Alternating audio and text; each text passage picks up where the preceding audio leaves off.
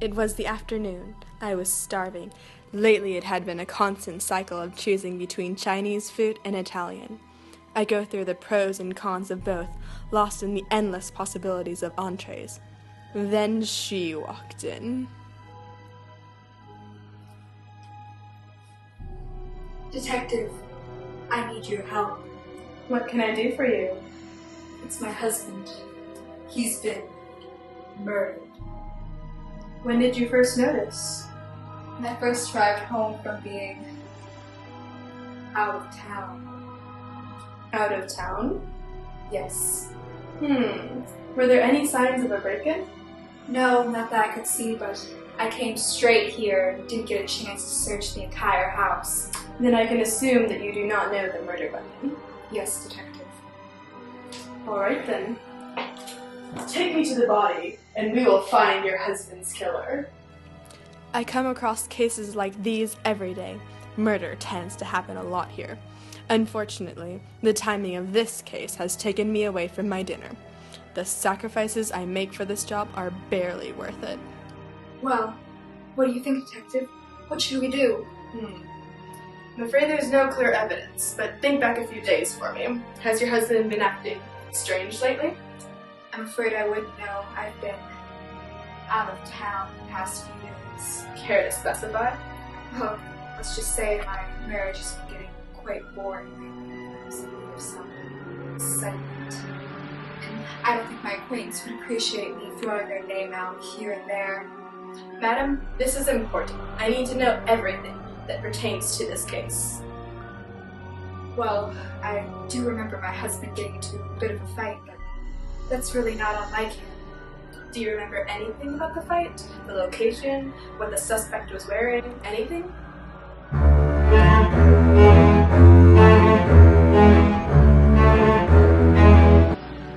can do more than that. I can tell you who killed him.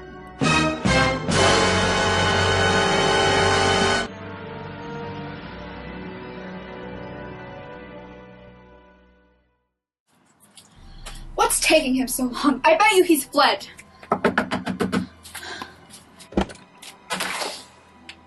Well, hello there, madam. What can I do for a pretty lady like yourself? You murdered my husband! Questions? Excuse me, I don't appreciate these accusations. Sir, don't mind her. We just need to ask you a couple questions about Mr. Smith. No, let's skip the formalities. This man is a murderer! Ma'am, please, if you'll let me handle this. Sir, if you'll just come with us, we can talk privately in my office. If it'll stop these outrageous accusations, let's just get this over with. The suspect was very defensive, but anyone would be, with the accusations Miss Smith was throwing around. I'm afraid she might have scared him enough that he won't tell us anything. I don't see why I'm here. I barely knew Mr. Smith. All he talked about was how jealous of him you were. Jealous enough to kill. Detective, please control your client. All you have right now is speculation, so I'm going to need you to stop her from commenting. Madam, he's right. You are not the detective here. I'm going to have to ask you to back off. Mr. Johnson doesn't have to be here. Don't give him a reason to leave. But he's the murderer! I'm sure of it. I did no such thing. We all just need to calm down or nothing will be accomplished. I don't understand why I have to go through all of this. He killed my husband. I'm sure of it. Madam, please, if you are not going to be quiet, I'm going to have to ask you to leave. Thank you, Detective. As for you, we have some questions about Mr. Smith. Certainly, I have nothing to hide.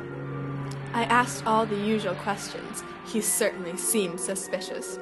He didn't have an alibi, incriminating him further. But I can tell you who really killed him.